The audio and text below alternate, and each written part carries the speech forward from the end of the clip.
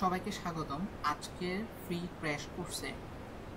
আজকে আমরা ফিজিক্সের মোটামুটি সবচেয়ে ইম্পর্টেন্ট টপিক কভার করব যেটা আপনারা পরীক্ষায় ফেস করতে চলেছেন। দেরি না করে আমরা শুরু করে দিই। ক্লাসটা একটু সম্ভবত লম্বা হবে, জানি না, কারণ আমি প্ল্যান করে আসিনি। আমার এখানে স্লাইড আছে, স্লাইড শেষ করতে যতটুকু সময় লাগে।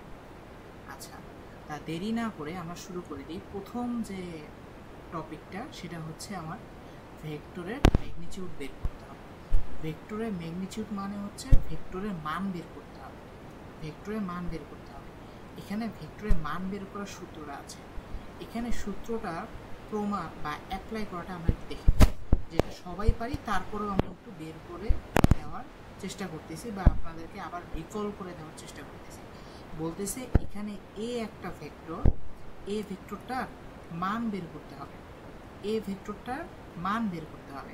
এখন মান বের করার সিস্টেমটা হচ্ছে, আমরা যখন কোনো একটা ভেক্টরের দুই পাশে মডুলাস সাইন দেই, ওইটার মানে হচ্ছে মান বের করা।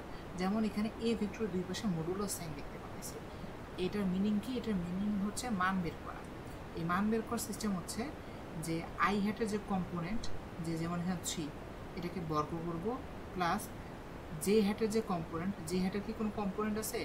নাই, তার মানে ওটাকে বর্গ করব, প্লাস কে হ্যাটের যে কম্পোনেন্ট সেটাকে বর্গ করব। তাহলে বর্গ করলে এখানে অ্যান্সার আসে 5, তা 5 হবে অ্যান্সার। অর্থাৎ আমি আরেকবার যদি রিপিট করি যে কোনো একটা ভেক্টর আছে, সাপোজ বি একটা ভেক্টর, বি ভেক্টরটা এভাবে দিলাম I hat plus 10 J hat plus 13 K hat. বলতেছে এর মান বের করো। এর মান বের করার জন্য আমরা কি করব? আমরা দুই পাশে মডুলাস সাইন দেব। মডুলাস সাইন দেওয়া মানে হচ্ছে ওই ভেক্টরটার মান বের করব। এখন মান কীভাবে বের করব? আই হ্যাট ভেক্টরের কম্পোনেন্ট কি আছে? এটা আছে 1, তা 1কে বর্গ করব। জে হ্যাটের কম্পোনেন্ট কি আছে? 10, তা 10কে আমরা বর্গ করব। কে হ্যাটের কম্পোনেন্ট কি আছে? 13, তা 13কে বর্গ করব।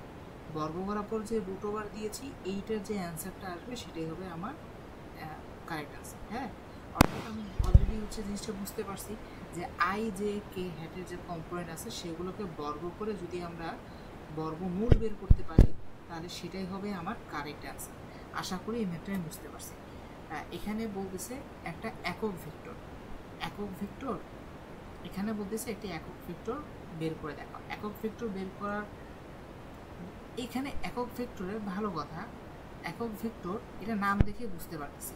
এই ভেক্টরের মান কত হবে? মান হবে কি? 1, নামে আছে একক ভেক্টর, তাহলে মান হবে কত? 1। তাহলে একক ভেক্টরের মান আপনার বের করতে হবে না, তাছাড়াই আপনি বলে দিতে পারেন যে কোনো একক ভেক্টরের মান হচ্ছে 1। এখন একক ভেক্টর বের করার সিস্টেমটা কি? আমি বুঝলাম যে একক ভেক্টরের মান হইতেছে 1, বাট বের করবো কীভাবে? বের করার সিস্টেম হচ্ছে ওই ভেক্টর আর ওই ভেক্টরের মান দ্বারা যদি আমি ভাগ করতে পারি, তাহলে আমি একটা কী পাবো? একটা একক ভেক্টর পাবো। কোনো একটা ভেক্টর, তার ভেক্টর ওই ভেক্টরের মান দ্বারা যদি আমি ভাগ করতে পারি, তবে আমি বলতে পারি আমি এটি একক ভেক্টর পেয়েছি। উদাহরণস্বরূপ, যেমন এখানে একটি একক ভেক্টর, এটা একটা ভেক্টর, বলতেছে এই ভেক্টরটার একক ভেক্টর বের করো। তাই একক ভেক্টর যদি বের করতে হয়, তাহলে আমি সিস্টেম কি বলছি যে কোনো একটা ভেক্টর, ওই ভেক্টরকে তার মান দ্বারা ভাগ করলে আমি একক ভেক্টর পাবো। তাহলে এখানে যদি আমি দেখি, এখানে একক ভেক্টর হচ্ছে কি? 3i হ্যাট, সরি, ভেক্টরটা কি? 3i hat plus 4k hat divided by এই ভেক্টরটার মান কত? কিছুক্ষণ আগে বের করলাম না, 5। তাহলে আলটিমেটলি আমার রেজাল্টটা কি আসে? 3/5 আই হ্যাট 4/5 কে হ্যাট। এইটাই হচ্ছে আমার কি ভেক্টর? এইটাই হচ্ছে আমার কি ভেক্টর? এটাই হচ্ছে আমার একক ভেক্টর। এটাই হচ্ছে আমার একক ভেক্টর। কারণ কি? একক ভেক্টর বের করার সিস্টেম হচ্ছে কোনো একটা ভেক্টর, সেটাকে যদি আমরা ওই ভেক্টরের মান দ্বারা ভাগ করতে পারি, তাহলে যে রেজাল্টটা আসবে সেই রেজাল্টটা হচ্ছে আমার কি? সেই রেজাল্টটা হচ্ছে এটি একক ভেক্টর। এখন মজাদার বিষয় হচ্ছে প্রতিটা একক ভেক্টরের মান কত? 1। প্রতিটা একক ভেক্টরের মান কত? মান হচ্ছে কত? 1। তার মানে আপনারা বুঝতে পারতেছেন, যেহেতু এটা একক ভেক্টর, তাহলে এর মানও কি হবে? 1 হবে। এর মানটা আমরা কেমনে বের করবো? এই যে রুট ওভার মান বের করার সিস্টেমটা শিখে আসছেন। 3/5 whole square plus 4/5 whole square. এই মানটা বের করলে দেখবেন 1 আসছে। কারণটা কি, মান বের করার সিস্টেম হচ্ছে আই হ্যাটের যে কম্পোনেন্ট সেটাকে বর্গ করব, কে হ্যাটের যে কম্পোনেন্ট সেটাকে বর্গ করব, তার বর্গমূলের যোগফলের বর্গমূলই হবে আমার কারেক্ট আনসার। আশা করি ম্যাথটা বুঝতে পারছেন। এর পরবর্তীতে যাই, এর পরবর্তীও সেম, এগুলো আপনারা করে নেবেন, এগুলো হচ্ছে সিম্পল ম্যাথ, এটা আপনারা করে ফেলতে পারবেন। হ্যাঁ, আসেন এরপরে যে জিনিসটা নিয়ে আলোচনা করা হচ্ছে যে দুইটা টপিক, দুইটা ভেক্টর। হ্যাঁ, দুইটা ভেক্টর কখন পারপেন্ডিকুলার হবে আর কখন প্যারালাল হবে। পারপেন্ডিকুলার বলতে বোঝাচ্ছি, ধরেন এই একটা ভেক্টর, হ্যাঁ, আর এই যে আরেকটা ভেক্টর। দেখেন তো এই দুইটা ভেক্টর পরস্পরের সাপেক্ষে কি আছে, পারপেন্ডিকুলার বা লম্ব হিসেবে আছে না, পারপেন্ডিকুলার বা লম্ব হিসেবে আছে না। ধরেন এই একটা ভেক্টর, হ্যাঁ, এই ভেক্টরটার মান হইতেছে ধরেন কথার কথা 2i hat plus 5j hat plus 3k hat. হ্যাঁ, আর বি আরেকটা ভেক্টর, এই বি ভেক্টরটা হচ্ছে কি ai hat plus 2k hat. ঠিক আছে, আর এই দুইটা ভেক্টর কী হিসাবে আছে বলেন তো, দুইটা ভেক্টর পরস্পর কি পারপেন্ডিকুলার আছে। যদি পারপেন্ডিকুলার হয় তবে এই দুইটা ভেক্টর একটা শর্ত মেনটেন করবে। সেই শর্তটা কি আমি আপনাদেরকে বলি, সেটা হচ্ছে যদি পারপেন্ডিকুলার হয় সেই ক্ষেত্রে আই হ্যাটের যে কম্পোনেন্ট তাদের অনুপাত, যেমন এখানে আই হ্যাটের কম্পোনেন্ট কি আছে, 2 আছে, নিচেরটা আই হ্যাটের কম্পোনেন্ট কি আছে, এ আছে, এই দুটো অনুপাত। তারপর জে হ্যাটের যে কম্পোনেন্ট সেই দুটো অনুপাত, যেমন এখানে জে হ্যাটের কম্পোনেন্ট আছে কি 5, এখানে জে হ্যাটের কম্পোনেন্ট কি আছে 0, সেই দুটো অনুপাত। হ্যাঁ, তারপর কি বলতেছি, কে হ্যাটের যে কম্পোনেন্ট, কে হ্যাটের কম্পোনেন্ট কি আছে 3 আছে, এই যে এখানে 3 দেখতে পাচ্ছি। আবার পরেরটা কে হ্যাটের কম্পোনেন্ট কি আছে 2 আছে, তার মানে এখানে আমি 2 দেখতে পাচ্ছি। তাহলে এই যে দুইটা কে হ্যাটের কম্পোনেন্টের অনুপাত সেগুলো সমান কি হবে, সমান সমান হবে। অর্থাৎ যদি আমার একটা পারপেন্ডিকুলার ভেক্টর হয়, এই আমি একটা ভুল বলছি, ভুলটা কি বলছি, আচ্ছা ভুলটা বলছি হচ্ছে এটা পারপেন্ডিকুলারের শর্ত না, এটা প্যারালালের শর্ত। তার মানে প্যারালালের শর্তটা আমি কিন্তু বলে ফেলছি। হ্যাঁ, পারপেন্ডিকুলারটাও বলতেছি, ধরেন এখন প্যারালালের শর্তটা বলছি। প্যারালালের শর্তটা তার মানে অলরেডি শিখে গেলেন যে প্যারালালের শর্তটা হচ্ছে আই হ্যাটের যে কম্পোনেন্ট আছে সেগুলোর কি ভাগফল, জে হ্যাটের যে কম্পোনেন্ট আছে সেগুলোর যে ভাগফল, কে হ্যাটের যে কম্পোনেন্ট আছে সেগুলোর ভাগফল কি হবে, সমান হবে। সেগুলোর ভাগফলের অনুপাত সমান হবে। আর ইয়ার ক্ষেত্রে এই কি বলে, আর যদি হয় পারপেন্ডিকুলার, যেমন এখানে প্রশ্নে পারপেন্ডিকুলার বলছে, প্যারালাল বলেনি, আমি প্যারালাল ভাবছি, সরি। প্যারালাল বললে সেখানে আমরা ম্যাথটা কীভাবে করবো, এখানে ম্যাথটা করবো হচ্ছে প্যারালাল বললে তখন চিত্রটা কেমন হবে, প্যারালাল বলে ধরেন এ হচ্ছে এ ভেক্টর, সরি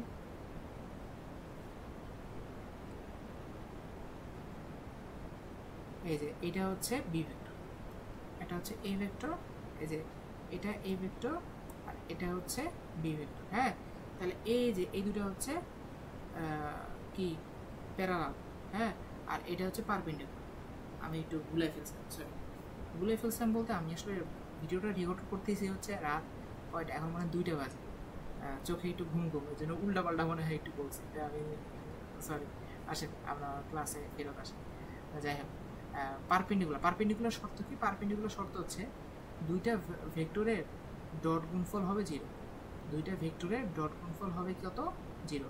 দুইটা ভেক্টরের ডট গুণফল যদি 0 হয়, তা দুইটা ভেক্টরের ডট গুণফল আমরা করে দেখি। আসেন এ একটা ভেক্টর, বি একটা ভেক্টর, তাহলে আসেন ডট গুণফল করি। এ ভেক্টরের মান কত 2i hat plus 5j hat plus 3k hat, dot গুণফল সেটা হচ্ছে কি ai hat plus 2k hat, dot গুণফল 0 হবে। ডট গুণফল করার সূত্র কি আপনার মনে আছে, আপনারা কি জানেন? আমি যদি একটু রিকল করে দেই যে আই হ্যাটের যে কম্পোনেন্ট সেগুলো গুণ করে দেব। আই হ্যাটের কম্পোনেন্ট এখানে কি আছে 2 আছে আর এখানে a আছে, তাহলে গুণ করলে কি হবে 2a, রাইট। জে হ্যাটের যে কম্পোনেন্ট সেগুলো গুণ করে দেব, গুণ করলে কি হবে 5 ইন্টু 0। কারণ এই পাশে তো জে হ্যাট নাই, আপনারা তো বুঝতেই পারতেছেন জিনিসটা। আর কে হ্যাটের যে কম্পোনেন্ট সেটা কি 3 আছে আর এখানে 2 আছে, তাহলে গুণ করে দিই, তাহলে কত হচ্ছে 6। এই যে গুণ করে দিলাম না, গুণ করার ফল এগুলো আমরা যোগ করব, যোগ করলে আমরা ডট গুণফল বের করতে পারবো, তাহলে ডট গুণফল আমরা কেমনে বের করি, আই হ্যাটের যে কম্পোনেন্ট দুটো আছে সেগুলো আমরা গুণ করে দিই, জে হ্যাটের যে কম্পোনেন্ট আছে সেগুলো গুণ করে দিই, কে হ্যাটের যে কম্পোনেন্ট আছে সেগুলো গুণ করে দিয়ে সমষ্টিটা বের করি। তো সমষ্টি বের করলে আমরা ডট গুণফল করতে পারি। এখানে ডট গুণফলের রেজাল্টটা কি আসে, 2a প্লাস 6 ইকাল টু হচ্ছে 0। তাহলে এখন মানটা দেখেন, তাহলে কি আসে, 2a ইকাল টু -6 আর a ইকাল টু কত, -3। তাহলে এর ভ্যালুটা আমি পেয়ে গেছি, এর ভ্যালুটা আমি পেয়ে গেছি। তাহলে এখানে বলছিল যে এর ভ্যালু কত হলে এরা পরস্পর পারপেন্ডিকুলার হবে, মানে চিত্রটা এরকম হবে। চিত্রটা আমি ঠিক দিছিলাম। আর পরবর্তী ম্যাথে যাই, দেখেন পরবর্তী ম্যাথে কি বলছে, প্যারালাল হবে। পরবর্তী ম্যাথে কি বলছে, প্যারালাল হবে, রাইট। প্যারালাল হওয়ার শর্ত তো আমি বলে দিছি যে আই হ্যাটের যে কম্পোনেন্ট, আই হ্যাটের কম্পোনেন্ট কি আছে, এখানে 2 আর 4 আছে। তাহলে 2 আর 4, এই 2 এবং 4-এর অনুপাত, তারপর জে হ্যাটের যে কম্পোনেন্ট 5 আর 10, তাহলে 5 আর 10-এর যে অনুপাত, এবং কে হ্যাটের যে কম্পোনেন্ট 4 আর কত, -a, এগুলোর অনুপাত সমান হবে। অর্থাৎ প্যারালাল হওয়ার শর্ত হচ্ছে এটা, যে আই হ্যাটের যে কম্পোনেন্ট দুইটা আছে তার অনুপাত, জে হ্যাটের যে দুইটা কম্পোনেন্ট আছে তার অনুপাত, কে হ্যাটের যে দুইটা কম্পোনেন্ট আছে তার অনুপাত অলওয়েজ কী হবে, সমান হবে। অলওয়েজ কী হবে, সমান হবে। তাহলে এখন বলতেছে এ এর মান বের করতে হবে যখন এরা প্যারালাল। তাহলে আপনি কী কাজ করবেন, আপনি এই পাশে এই দুটো একটু নিয়ে ক্যালকুলেট করেন তো, এই দুটো নিয়ে ক্যালকুলেট করেন তো, এই দুটো নিয়ে ক্যালকুলেট করেন, করলে কি আসে, 5/10 ইকাল টু 4/-a। তাহলে কত আসলো, হাফ ইকাল টু 4/-a। তাহলে কত আসলো, -a ইকাল টু হচ্ছে 8, বা a ইকাল টু -8। এর ভ্যালু কত, এর ভ্যালু হচ্ছে -8। আশা করি বুঝতে পারছি। তাহলে ডট গুণফলের মান যদি 0 আসে তাহলে হবে পারপেন্ডিকুলার, আর যদি আই হ্যাট, জে হ্যাট, কে হ্যাটের অনুপাতগুলো যদি সমান আসে তাহলে হবে প্যারালাল। আচ্ছা, হ্যাঁ এটা প্র্যাকটিসে ম্যাথ, এগুলো আপনারা একটু ট্রাই করবেন, ঠিক আছে। আচ্ছা আসেন পরবর্তীতে গেলাম। সেম এখানে বলতেছে যে ইউনিট ভেক্টর বের করতে। ইউনিট ভেক্টর বের করার সিস্টেম তো বলছি যে এ ভেক্টর এবং এ ভেক্টরের মান, রাইট, এ ভেক্টর এবং এ ভেক্টরের মান। তাই এটা করলে আপনারা হচ্ছে এই ইউনিট ভেক্টরটা পেয়ে যাবেন, রাইট। আর এখানে সি ভেক্টরের মান বের করতে বলছে। সি ভেক্টরের মান কী হবে, এটার ক্ষেত্রে অ্যান্সার কী হবে, 10² + 2² + 5², এটাই হবে আমার কারেক্ট অ্যান্সার, তাই না। আশা করি বুঝতে পারছেন। না বুঝতে পারলে ওই ভিডিওটা একটু যদি আপনি আগায় নিয়ে যান তাহলে সুন্দর মতো করে দেখতে পারবেন যে কীভাবে আমরা হচ্ছে কোনো একটা ভেক্টরের মান বের করছি, কোনো একটা ভেক্টর ইউনিট ভেক্টর কীভাবে বের করছি, প্যারালাল ভেক্টর কেমনে বের করছি, পারপেন্ডিকুলার ভেক্টর কেমনে বের করছি। আচ্ছা আসেন, এখন এখানে দিছে কি, একটা সূত্র দিছে W = F.x। F.x এখানে সুন্দর মতো করে দুইটা কি দিছে, দুইটা ভেক্টর দিছে, এফ ভেক্টর দিছে এবং এক্স ভেক্টর দিছে। বলতেছে কাজের মান কত। কাজের সূত্র আমরা শিখছি, যে F W equal two F.x, মানে এক্স মানে হচ্ছে সরল, হ্যাঁ সরল। এখন আপনি তো ডট গুণফল করা শিখে গেছেন, তাই না, এই যে কিছুক্ষণ আগে তো শিখলেন। তাহলে এখন এফ এর ভ্যালুটা বসান, 2i hat plus 3j hat plus 5k hat into, এখানে হচ্ছে কি 3i hat plus 2j hat plus 10k hat, তাহলে কি হচ্ছে এখানে দেখেন তো, এই দুইটা গুণ করেন, গুণ করলে কত আসলো, 6, রাইট। আপনারা তো হচ্ছে ডট গুণফল বের করার সিস্টেম শিখে গেছেন। সেটা কীভাবে আমরা করি হচ্ছে এখানে আই হ্যাটের কম্পোনেন্টগুলো গুণ করলে আসে 6, তারপর জে হ্যাটের কম্পোনেন্ট গুণ করলে আসলে হয় 6, তারপর কে হ্যাটের গুণ করলে আসলে হচ্ছে 50, তারপরে এগুলো সমস্ত যোগ করে দিলে আমার কত আসে, আমার আসবে হচ্ছে 62, তার মানে 62 জুল, মানে ডাব্লিউ এর ভ্যালু হচ্ছে 62 জুল। তাহলে ডাব্লিউর সূত্রটা একটু মনে রাখবেন, F.x, হ্যাঁ। তাহলে দুইটা ডট গুণফল করলে আমি হচ্ছে কাজের মান পেয়ে যাব। বলের যদি ভেক্টর দিয়ে দেয়, সরণের যদি ভেক্টর দিয়ে দেয়, এগুলো আমি যদি ডট গুণফল করলে আমি অ্যান্সারটা পেয়ে যাব। আসেন পরবর্তীটাতে কি বলছে আমি আপনাকে বলি। এখানে যে এফটা আছে না, এই এফটা হচ্ছে ফিক্সড মানে কি বুঝায় বলি, ধরেন একটা বস্তু আছে, এই বস্তুকে আপনি সমান বল প্রয়োগ করতেছে, সমান বল বা চেঞ্জ হচ্ছে না, তাহলে ওই ক্ষেত্রে সূত্রটা আপনার এইটা হবে, মানে যেখানে বলটা আনচেঞ্জেবল, যেটা অপরিবর্তনশীল।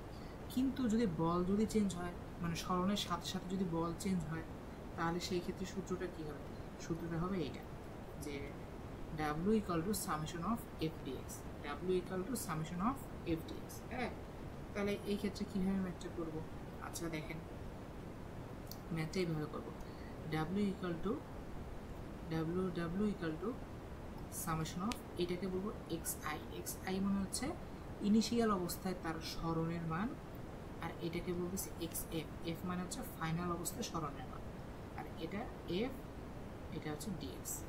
হ্যাঁ, যেমন এখন যদি আপনি একটু ভ্যালু বসানোর চেষ্টা করেন, যেমন এটাই যদি আমি এখানে বসাই, দেখেন কি হয়, ডাব্লিউ ইকাল টু বলতেছি এখানে ইনিশিয়ালি আমার মান কত ছিল, দেখেন তো ইনিশিয়ালি কত, এই যে 0, তাহলে এটা 0 দিলাম। আর ফাইনাল অবস্থায় মান কত, সেটা হচ্ছে কত, 4 দিয়ে দিলাম। এফের একটা ভ্যালু দিয়ে দিচ্ছি না, এই যে এফের ভ্যালুটা বসা দিই, এক্স কিউ প্লাস 2x।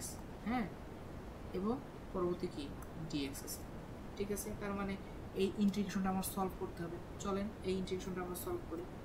এখন ইন্টিগ্রেশনটা আমরা সলভ কীভাবে করবো?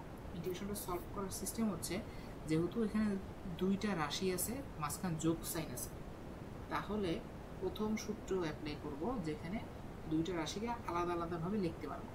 আমি যদি একটু ভেঙে বোঝানোর চেষ্টা করি, ধরি এইরকমভাবে আছে, হ্যাঁ, এরকমভাবে কোনো একটা জিনিস আছে, এইটাকে না সুন্দর মতো করে আলাদা আলাদা করে ইন্টিগ্রেশন করে যোগফল করলে রেজাল্টটা আগেরটার মতো আসে। অর্থাৎ এই একটা সূত্র, যদি দুইটা রাশি একত্রে থাকে যোগ আকারে, তাহলে সেটাকে আলাদা আলাদা করে ইন্টিগ্রেশন করার পর যদি যোগ করি, তাহলে ওই রেজাল্টটাই আমার হবে কি কারেক্ট অ্যান্সার। তা সেম কাজটা এখানেও করতে পারি। তাহলে যেমন দুইটা জিনিস রাশি আছে, মাঝখানে যোগ সাইন আছে, তো দুইটাকে আমরা আলাদা আলাদা করে কী করতে পারি, আলাদা আলাদা করে কী করতে পারি, ইন্টিগ্রেশন করে যোগ করতে পারি। সেই কাজটাই এইমাত্র আমি করলাম, ঠিক আছে, সেই কাজটা আমরা এইমাত্র করলাম। এখন দেখেন এখানে যে জিনিসটা আছে, এটা তো আমরা সূত্রে ফেলাতে হবে। কোন সূত্রে ফেলাবো? এই যে integration of X to the power N DX, এর রেজাল্টটা কি, X to the power N plus 1 divided by N plus 1। হ্যাঁ, এই সূত্রে যদি ফেলাই, তাই একটু খেয়াল করে দেখেন, এখানে এন এর ভ্যালু কত, 3, তাহলে রেজাল্টটা আমার আসবে হচ্ছে X to the power 3 plus 1 divided by 3 plus 1। সূত্র তো ফেলাই দিছি, তাই এখন লোয়ার লিমিটটা দিয়ে দিলাম আর আপার লিমিটটা দিয়ে, ঠিক আছে। আর এটার অ্যান্সারটা কী হবে দেখেন তো, এখানে আমার হইতেছে পাওয়ার কত আছে, 1, তার মানে যখন এখানে যে সূত্র ফেলাবো তখন এন এর ভ্যালু কত হচ্ছে, এখানে যে আমার এন এর ভ্যালু আছে, এই এন এর ভ্যালুটা এখানে কত হচ্ছে, 1 হয়ে যাচ্ছে না। তো সূত্রটা যখনই ফেলাবো তখন নিশ্চয়ই এইভাবে লিখতে পারবো, যে X to the power 2 divided by 2, lower limit আর হায়ার লিমিট বসাই দিই, ঠিক আছে। এখন বলতে পারেন যে ভাইয়া 2 বাইরে আনলেন কেন? কারণ ধ্রুবকগুলোকে বাইরে আনতে হয়, ধ্রুবকগুলোর তো আর পরিবর্তন হয় না, তাই ধ্রুবকগুলোকে বাইরে আনতে হয়, অন্তরীকরণেও বাইরে আনতে হয়, যোগজীকরণেও বাইরে আনতে হয়। আর আসেন এখানে কি হয়, X to the power 4 divided by 4, এখানে হয় 4 আর এটা 0 প্লাস 2, এটা আসলো কত, এক্স স্কোয়ার ডিভাইডেড বাই 2, এটা আসলো 0 আর এটা 4। জাস্ট ইয়ে করলাম, একটু রিপিট করলাম। হ্যাঁ, এখন এই জায়গাটাতে কি করব, প্রথমে এক্সের জায়গায় কি বসাবো জানেন, প্রথমে এক্সের জায়গায় হায়ার লিমিট বসাবো, হায়ার লিমিট বসাবো, তারপর এক্সের জায়গায় কি বসাবো, তারপর এক্সের জায়গায় লোয়ার লিমিট বসাবো। তাহলে সেই কাজটা করি, এক্সের জায়গায় প্রথমে হায়ার লিমিট বসাই, হায়ার লিমিট বসালে কি হয়, 4 to the power 4 divided by 4। আচ্ছা, তারপর কি বসাবো, এক্সের জায়গায় লোয়ার লিমিট বসালে কি হয়, 0 to the power 4 divided by 4, আর মাঝে কি সাইন দিব জানেন, এই যে মাইনাস সাইন দিব, ক্লিয়ার। হ্যাঁ, আচ্ছা, পরে প্লাস 2, তাহলে এখানে আপনি যদি চিন্তা করেন কি হবে, প্রথমে এক্সের জায়গায় কি বসাবো, হায়ার লিমিট, এক্সের জায়গায় হায়ার লিমিট বসলে কি হবে, 4 স্কোয়ার ডিভাইডেড বাই 2, তারপর মাইনাস সাইন দেব, এরপরে কি হবে, তারপরে এক্সের জায়গায় লোয়ার লিমিট বসাবো, লোয়ার লিমিট বসালে কি হবে, 0 স্কোয়ার ডিভাইডেড বাই 2, এই যে আশা করি বুঝতে পারছেন। এইগুলো অনেকগুলো জিনিস সেখানে বক্তব্য জিনিস আছে, যে এখানে x to the power N এর সূত্র আপনি দেখতে পাচ্ছেন, এখানে দেখতে পাচ্ছেন হচ্ছে এই কোনো কাজের মান বের করবেন যখন এফ চেঞ্জেবল বা ফোর্স বা বল চেঞ্জেবল বা চেঞ্জ হয়, সরণ সাহায্যে চেঞ্জ হয়, তখন সেই সূত্রটা দেখতে পেলে।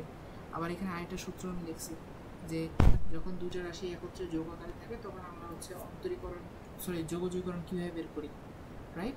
এই যে প্রসেসটা আপনি দেখতে পেলেন। এইভাবে হচ্ছে মানটা, যে রেজাল্টটা যা আসবে যোগ, মানে ক্যালকুলেটরে তো আপনারা বসাতেই পারবেন, ওগুলো তো আমাকে এক্সট্রা করে দেখাতে হবে না। তা এই মানটা যত আসবে সেটা হবে আমার রাইট অ্যান্সার। হ্যাঁ, এখন দেখেন এখানে এফ এর একটা ভেক্টর দিয়ে দিছে, এক্স এর একটা ভেক্টর দিছে, রাইট? আপনাকে বলতেছে কাজের মান বের করতে। কাজের সূত্র কি? F dot x, F dot F dot x. এখন আপনার এই দুটোর ডট গুণফল করলেই কাজের ভ্যালুটা পেয়ে যাবেন। তাহলে এটা আমি রিপিট করলাম, কারণ কিছুক্ষণ আগে পরে আসলাম ডট গুণফল, তারপরেই তো আমরা হচ্ছে এই টপিকটার মধ্যে আসছি, তাই না? তা এখন নিচেরটার আমি হইতেছে, যদি ইকুয়েশনটা একটু দেখায় দেই, দেখেন ডাব্লিউ এর মানটা হবে ইন্টিগ্রেশন অফ, এখানে হচ্ছে এক্স ইনিশিয়াল ছিল, এক্স ইনিশিয়ালের মান কত? 2 মিটার। আর এক্স ফাইনাল উপরে ছিল, এক্স ফাইনালের মান কত? 10 মিটার, ঠিক আছে?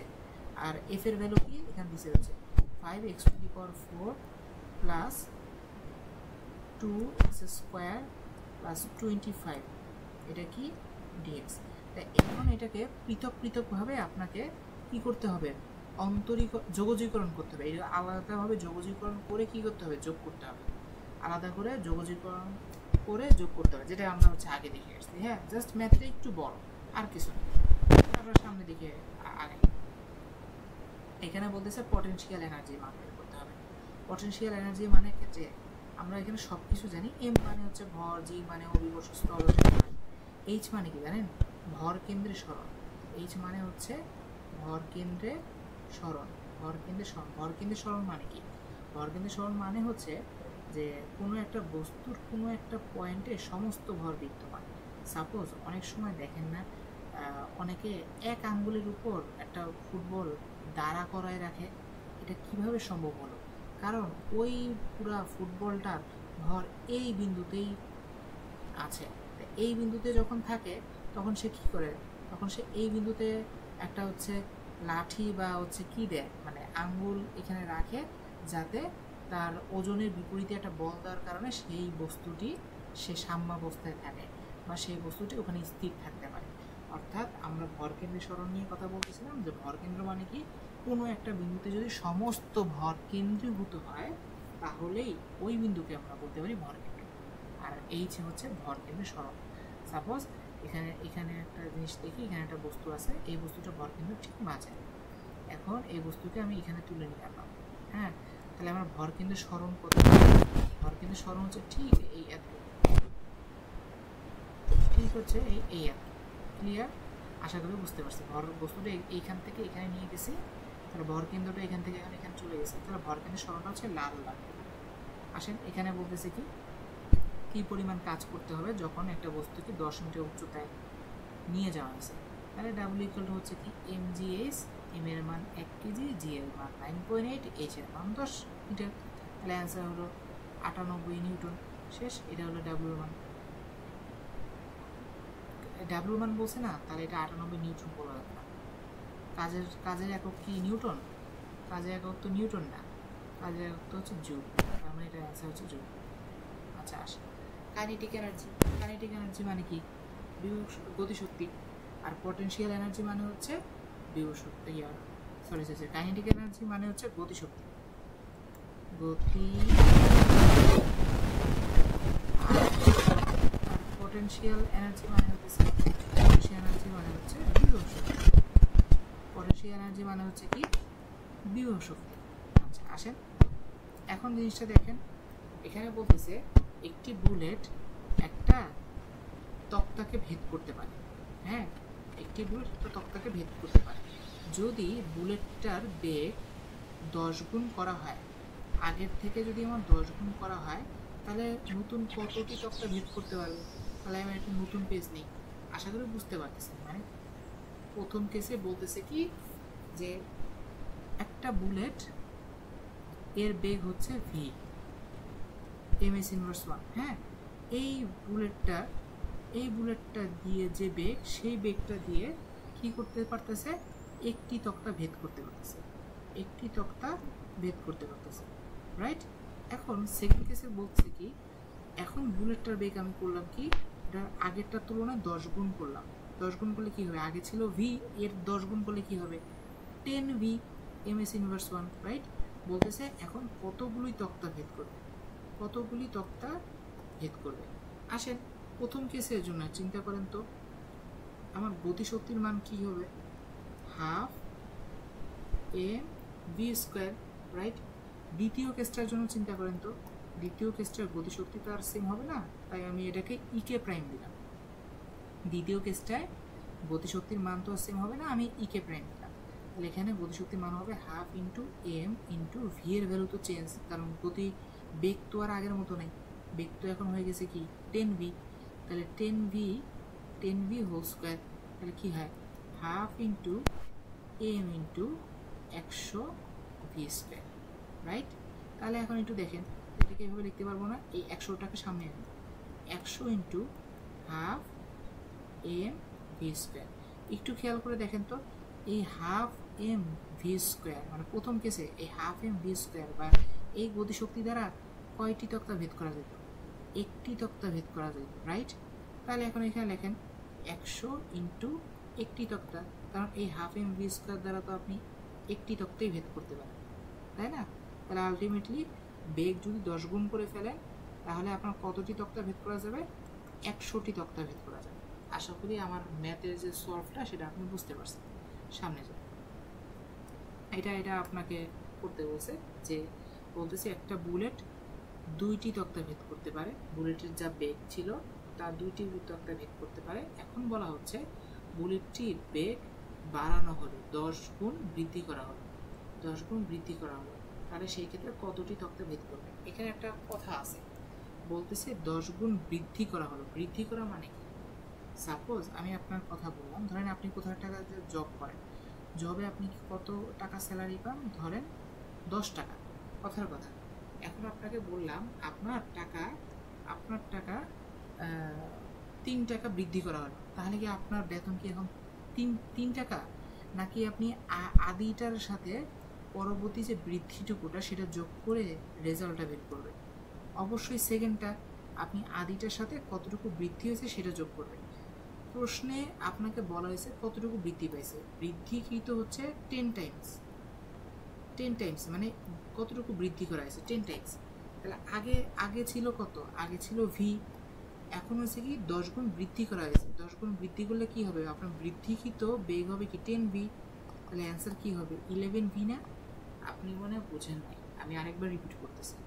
আপনার আদি বেগ ছিল ভি এবং বৃদ্ধিকৃত বেগ প্রশ্ন অনুসারে বলতেছে 10 গুণ বৃদ্ধি পায়, তার মানে আপনার বৃদ্ধিকৃত বেগের মান হচ্ছে কত 10v। তাহলে বৃদ্ধিকৃত 10vর সাথে আমার আগে যে বেগ ছিল সেই দুটো যোগ করে আমি 11v পাবো, ঠিক আমার এই ঘটনাটার মতো। তাই এইভাবে আপনারা সলভটা করে করবেন। আচ্ছা, এখানে কি বলতেছে, ধরেন এটা একটু মাথায় রাখবেন, স্মরণকে যখন আপনি এখানে একটু ভুল করছে, আমি একটু কারেকশন করে দিই, এটা dy/dt হবে, dy/dt সময়ের সাপেক্ষে অন্তরীকরণ। স্মরণকে যখন অন্তরীকরণ করবেন তখন পাবেন হচ্ছে বেগ। মাথায় রাখবেন, বেগকে যখন অন্তরী করবেন মানে dy/dt করবেন, মানে সময়ের সাপেক্ষে, dy/dt মানে কি সময়ের সাপেক্ষে অন্তরীকরণ করা, তখন ত্বরণ পাবেন। এই কথাটা একটু মাথায় রাখবেন। স্মরণকে সময়ের সাপেক্ষে অন্তরীকরণ করলে বেগ পাবো, বেগকে সময়ের সাপেক্ষে অন্তরীকরণ করলে ত্বরণ পাবো। আসেন সামনের দিকে যাই, এখানে একটা ইয়ে দিচ্ছে, এই প্রশ্নটা একটু ভুল করছে, আমি কারেকশনটা করে দিই। y = 4t³ plus 2t² plus 5t, এই হলো অ্যান্সার। এই হলো অ্যান্সার। তাহলে এখন এটাকে কীভাবে বের করবো, বলতেছে এই যে একটা ইকুয়েশন দিছে, এই ইকুয়েশন থেকে ভেলোসিটিটা বের করতে হবে, আবার এক্সেলারেশনটা বের করতে হবে। টাইমটা দিছে, কোন সময়ে আমি ভেলোসিটি এবং এক্সেলারেশন বের করব, দ্বিতীয় সেকেন্ডে, দ্বিতীয় সেকেন্ড, সরি হ্যাঁ সেকেন্ডে, যে দ্বিতীয় সেকেন্ডে আমার বেগ বের করতে হবে, আমার এক্সেলারেশন বের করতে হবে। চলেন, তাহলে আমার বেগ বের করার সিস্টেম কি, আমার এখানে কি দেওয়া, সরণ দেওয়া, ওয়াই মানে কি, ওয়াই মানে হচ্ছে সরণ। তো সরণকে যদি আমি টি এর সাপেক্ষে অন্তরীকরণ করতে পারি তাহলে আমি বেগ পাবো। আসেন তাহলে dy/dt যদি করি তাহলে আমি ডাইরেক্ট রেজাল্ট আসবে হচ্ছে 12x² plus 4x plus 5, right. তাহলে এই যে dy/dt মানে আমি সরণকে আমি সময়ের সাপেক্ষে অন্তরীকরণ করলাম, তাহলে এই রেজাল্টটা হবে বেগ হবে 12 x লিখলাম কেন, x লিখতে এটা আসলে অভ্যাস হয়ে গেছে, 12t² 4t। আচ্ছা, তাহলে বেগের মান কত হবে, 12t² প্লাস 4t প্লাস 5। এখন আপনি যদি বেগকে টি এর সাপেক্ষে আরেকবার অন্তরীকরণ করেন তাহলে কি রেজাল্ট পাবেন, আমি বলে দিছিলাম যে ত্বরণ পাবেন। তাহলে কি হবে, 24t প্লাস 4 প্লাস 0। তাহলে এটারে আপনি কি বলতে পারেন, বেগকে অন্তরীকরণ করলে রেজাল্ট আসবে হচ্ছে a = 24t প্লাস 4। তাহলে এই যে ত্বরণের একটা ইকুয়েশন পেলেন, বেগের একটা ইকুয়েশন পেলেন। এখন বলছে ইকুয়েশন পেলে তো হবে না, বলছে টি এর ভ্যালু দিছে, টি এর মান 2 সেকেন্ড। এখন 2 সেকেন্ডে ভেলোসিটির মান কত হবে, এক্সেলারেশনের মান কত হবে। তার মানে কি, আপনারা যে এখানে যে এখানে যে টি আছে, এখানে টি এর মান আপনি 2 সেকেন্ড বসাবেন, এখানে আপনি টি এর মান 2 সেকেন্ড বসাবেন, এখানে যে টি আছে এখানে আপনি টি এর মান 2 সেকেন্ড বসাবেন। 2 সেকেন্ড বসালে আপনি কি পাবেন, 2 সেকেন্ড বসালে আপনি হতেছে এখানে বেগ পাবেন আর নিচেরটায় আপনি ত্বরণ পাবেন। আশা করি বুঝতে পারছেন, সহজ ম্যাথ, কঠিন আসবে না। পরবর্তীটা আপনাদের প্র্যাকটিসের জন্য সিমিলারলি এটা কি করবেন, এখানে একটু ভুল আছে, আমি কারেকশন করে দিই, y = 7t⁴ plus 2t² plus 5t। তার মানে যখন আপনি dy/dt করবেন তখন আপনি কি পাবেন, বেগ পাবেন। আবার পরবর্তীতে dv/ যদি আপনি dt করেন তাহলে কি পাবেন, এখান থেকে আপনি পাবেন ত্বরণ। হ্যাঁ, তাহলে এভাবে আপনি করে ফেলবেন। এবং যদি মান বের করতে চান সেই ক্ষেত্রে কি করবেন, যেমন এখানে বলে দিছি যে t = 5 সেকেন্ড, t = 5 সেকেন্ড, তার মানে আপনি এখানে t এর ভ্যালু আপনি হচ্ছে 5 সেকেন্ড বসাবেন, এখানে আপনি t এর ভ্যালু 5 সেকেন্ড বসাবেন। যদি না বুঝেন আগের ম্যাথটা দেখবেন, তারপরেও যদি না বুঝেন তাহলে হচ্ছে আমাদের গ্রুপে হচ্ছে প্রশ্ন করতে পারেন। আচ্ছা, এখন একটু দেখি সেন্টিপিটাল ফোর্স এবং সেন্ট্রিফিউগাল ফোর্স, কেন্দ্রমুখী বল এবং কেন্দ্রবিমুখী বল। আচ্ছা, দুইটার মানই হবে সমান, মানে অর্থাৎ ধরেন একটা বৃত্তাকার পথে একটা বস্তু ঘুরতেছে, বুঝিয়েন কথা, এখানে একটা বৃত্তাকার পথে একটা বস্তু ঘুরতেছে, তাহলে ওর কেন্দ্রমুখী একটা বল থাকবে, আবার কেন্দ্রবিমুখী একটা বল থাকবে। এখন এই দুইটা বল সমান হলেই তখনই সে হচ্ছে বৃত্তাকার পথে ঘুরতে পারবে। আর যদি সমান না হয়, ধরেন কেন্দ্রমুখী বলটা বেশি, তাহলে ও নিচের দিকে চলে আসবে।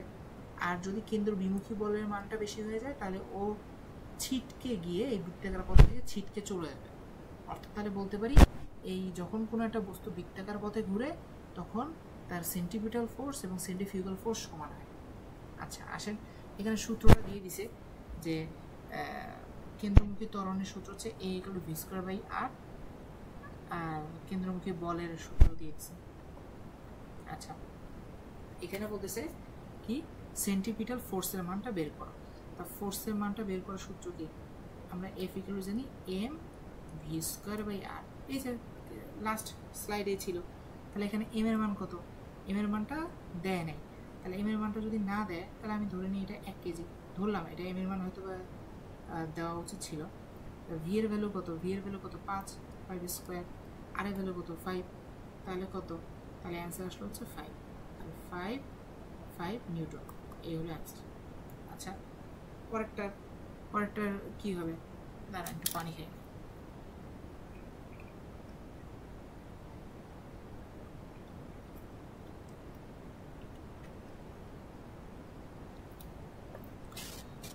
পরেরটা আমরা কিভাবে সলভ করতে পারি বলতেছি, সেন্টিপিটাল ফোর্সের মান দিয়ে দেওয়া আছে, এফ এর ভ্যালুটা দেওয়া আছে, বলতেছে what will be the centripetal acceleration, তার মানে এ এর মানটা জানতে যাচ্ছে, তাই না? তাহলে আমরা জানি কি F equal to M A, তাহলে এর ভ্যালু কত, এফ বাই এম, এফ এর ভ্যালু দেওয়া আছে না এখানে 5 নিউটন, এখানে এম এর ভ্যালুটা না দেওয়া না, এখানে এম এর ভ্যালুটা মনে হয় প্রশ্নে একটু ভুল করছে, এম এর ভ্যালুটা মনে হয় দিতে, ধরেন 2 কেজি, এখানে যদি 2 কেজি দেন তাহলে আপনার এ এর ভ্যালুটা আপনি পেয়ে যাবেন। হ্যাঁ, এখানে প্রশ্নে একটু কারেকশন হবে। হ্যাঁ, এটা কি বলতেছে, 10 নিউটন ফোর্স অ্যাপ্লাই করা হবে একটা বস্তুতে, যে বস্তুটা স্থির অবস্থায় ছিল, এবং 10 নিউটন ফোর্স কত সময় ধরে অ্যাপ্লাই করা হয়েছে, 10 সেকেন্ড ধরে। The friction force is 3 newton, ঘর্ষণ বল 3 নিউটন। আচ্ছা, তারপর কি বলতেছে, if the object has a mass of 2 KG, তার মানে অবজেক্টটার ভর হচ্ছে 2 KG, what will be its velocity after 10 second, মানে 10 সেকেন্ড পর ভেলোসিটি কত। মানে প্রশ্নটা হচ্ছে এরকম, সহজ বাংলায় বলতে গেলে একটা বস্তু স্থির ছিল, সেখানে আমি 10 নিউটন বল প্রয়োগ করলাম, কত সময়ের জন্য, 10 সেকেন্ডের জন্য।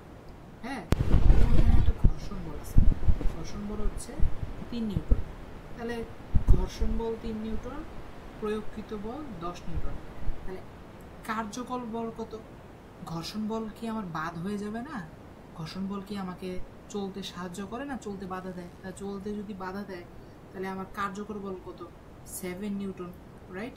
আচ্ছা, তাহলে 7 নিউটন বল প্রয়োগ করে আমি 10 সেকেন্ডে আমি এইখান থেকে এখানে আসছি, ঠিক আছে?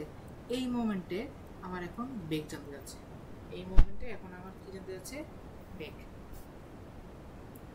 ঠিক আছে, আচ্ছা এখন আমার কথা হচ্ছে, একটু চিন্তা করেন তো, হ্যাঁ বুঝতে পারছি, রাইট। আমার এখানে বলছে 10 নিউটন বল কত সময়ের জন্য প্রয়োগ করছি, 10 সেকেন্ড যাবত। হ্যাঁ, 10 সেকেন্ডের পর কি আমরা 10 নিউটন আর বল প্রয়োগ করব না, প্রশ্নে এরকম কিছু বলেনি, তার মানে 10 সেকেন্ড পর আমার আর কোনো বল প্রয়োগ করা হচ্ছে না, তাহলে সেই ক্ষেত্রে শুধুমাত্র একটা বলই থাকে, সেটাকে ঘর্ষণ বল, তাই না? ঘর্ষণ বল 3 নিউটন থাকে, তো ঘর্ষণ বল 3 নিউটন থাকা মানে হচ্ছে সেই বস্তুটা অবশ্যই থেমে যাবে, যেহেতু আপনি আর কোনো বল প্রয়োগ করতেছেন না, তার ঘর্ষণ বলের কারণে কিছু দূর যাওয়ার পর সে কি করবে, থেমে যাবে, তাই না? তো থেমে যদি যায়, তাই একটু চিত্রটা যদি আমি আঁকি,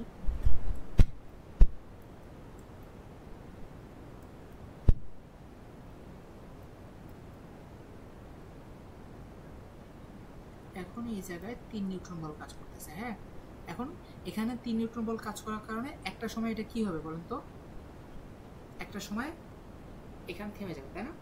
আচ্ছা, আমি আসলে চিত্রটা বোঝার চেষ্টা করতেছিলাম। ওকে, আসেন এখন দেখি, আমরা জানি এখানে না একটা ত্বরণে কাজ করতেছে, রাইট? একটা ত্বরণে কাজ করতেছে, ত্বরণটা হবে কি, আমরা জানি এফ ইকাল টু হচ্ছে এম এ, তাহলে এর ভ্যালু কত হবে, এফ বাই এম। এখানে এফ কত বলতে পারেন 10 নিউটন, না 10 নিউটন কেন হবে, আপনার এখানে কার্যকর বল কত, এখানে কার্যকর বলটা বসাতে হবে, এখানে বলতে সব সময় কার্যকর বলটা বসাতে হবে, কার্যকর বলটা সব সময় বসাতে হবে। কার্যকর বলের মান কত, 7 নিউটন, বস্তুর ভর কত, 2 কেজি, শেষ, এর ভ্যালু পেয়ে গেলেন। আচ্ছা, এখন এর আরেকটা সূত্র আছে না, V minus U divided by T, তাহলে এখন এর ভ্যালুটা বসান, এখানে এর ভ্যালু হচ্ছে 7/2, কত সময় ধরে কথা বলছে, 10 সেকেন্ড, 10 সেকেন্ড। ভির ভ্যালু কত, ভির ভ্যালু জানি না, ভির ভ্যালু বের করতে বলছে। ইউ কত, ইউ এখানে কত ছিল, এটাকে আপনি ভি ধরছেন আর এটাকে আপনি ইউ ধরছেন, ইউ ছিল 0, তাই না? ইউ বলছে না স্থির অবস্থা ছিল, তাহলে 0 বসান, তাহলে এখানে ক্যালকুলেট করলে কত হয়, এখানে ক্যালকুলেট করলে আসে হচ্ছে ভির ভ্যালু হচ্ছে 35 এম এস ইনভার্স 1, এ হচ্ছে অ্যান্সার। সিমিলারলি এখানে একটা ম্যাথ আছে, এই ম্যাথটা আপনারা করবেন। হ্যাঁ, এটার অ্যান্সার হচ্ছে ইনফিনিটি, চিন্তা করে দেখবেন, ইনফিনিটি, এটার অ্যান্সার হচ্ছে ইনফিনিটি। কেন ইনফিনিটি জানেন, আমি আপনাকে বলি, এখানে অ্যাকচুয়ালি বলে নাই এই 10 নিউটন ফোর্স কত সময়ের জন্য অ্যাপ্লাই করা হচ্ছে, অর্থাৎ এই স্থির বস্তুর উপর যখন 10 নিউটন বলটা প্রয়োগ করা হচ্ছে সেই বস্তুটার উপর স্টিল নাও 10 নিউটন বল প্রয়োগ করতেছে। এর আগের বার খেয়াল করে দেখেন বলছে 10 সেকেন্ড যাবৎ 10 নিউটন বল প্রয়োগ করা হয়েছে, এরপর 10 নিউটন বল ছেড়ে দেওয়া হয়েছে। হ্যাঁ, কিন্তু এই কেসে দেখেন, এই কেসের ক্ষেত্রে কিচ্ছু বলে নাই যে এটা কত সময় যাবৎ হচ্ছে অ্যাপ্লাই করা হয়েছে। তার মানে এটা হচ্ছে অ্যাপ্লাই করা হচ্ছে, এটা অ্যাপ্লাই করা থামে নাই। যেহেতু আপনি কোনো একটা বস্তুর উপর বল প্রয়োগ করা থামেন নাই, তাহলে ওই বস্তু কি কোনোদিন থেমে যাবে না, ও সব সময় চলতে থাকবে। তাই এখানে বললাম যে কখন স্টপ হবে, স্টপই হবে না, ইনফিনিটি পর্যন্ত চলতে থাকবে, স্টপ হবে না আসলে। আচ্ছা, এখন এখানে দেখেন, এখানে কি দেওয়া বলতেছে, দুইটা গাড়ি কি করতেছে, বিপরীত দিক থেকে আসতেছে। অর্থাৎ একটা চিন্তা করেন, এ একটা গাড়ি এদিকে যাচ্ছে, এ একটা গাড়ি এদিকে আসতেছে। হ্যাঁ, এই গাড়িটা কততে বেগে আসতেছে, 15 ms−1। এই গাড়িটা কত বেগে আসতেছে, 20 ms−1। এখন বলতে পারেন যে ভাইয়া আপনি -20 দিলেন কেন? কারণ বেগ তো একটা ভেক্টর রাশি, একটা দিককে পজিটিভ ধরলে আরেকটা দিককে নেগেটিভ ধরতে হবে না। এখন বলতেছে কত সময় পর না সরি, কত সময় পর, ঠিক আছে, কত সময় পর এরা হচ্ছে সংঘর্ষে লিপ্ত হবে,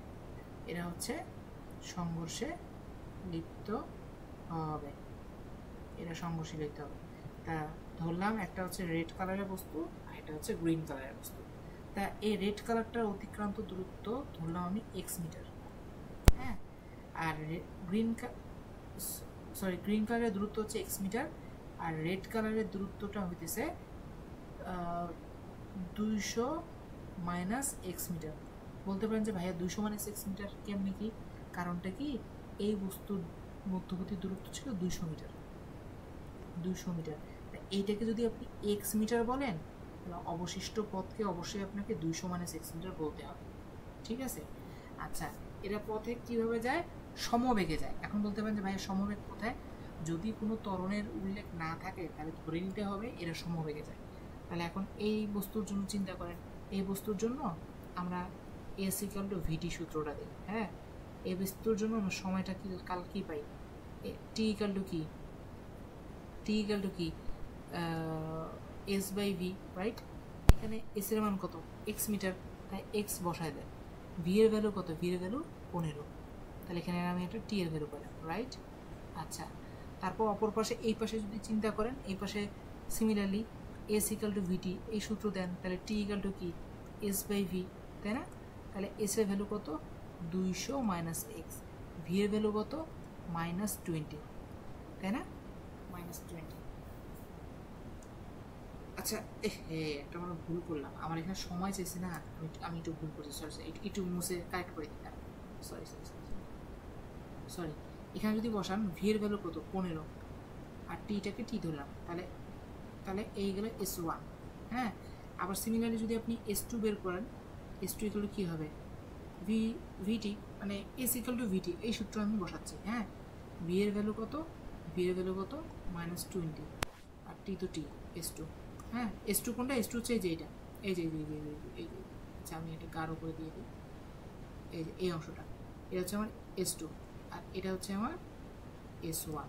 এখন s1 আর s2 যোগ করলে কত হবে, 200 মিটার না?